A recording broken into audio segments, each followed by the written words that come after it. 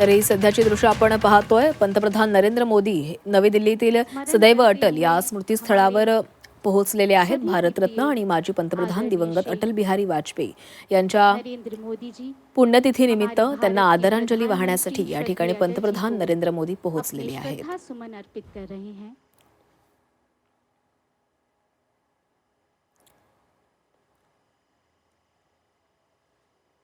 इसके पश्चात वाजपेयी यांनी आपलं संपूर्ण आयुष्य राष्ट्रसेवेसाठी आणि सुशासनासाठी समर्पित केलेलं होतं. त्यांचे विचार आणि कार्य आगामी पिढ्यांसाठी नेहमीच प्रेरणादायी राहिलेलं आहे आणि त्यांना आज आदरांजली वाहण्यासाठी सदैव अटल या त्यांच्या स्मृतीस्थळी पंतप्रधान नरेंद्र मोदी आलेले आहेत. रामनाथ कोविंद देखील आपल्याला या ठिकाणी पाहायला मिळतात.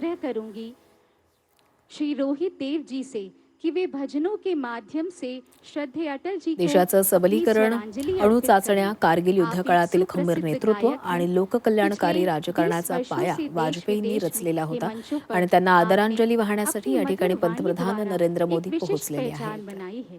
श्री रोहित देव जी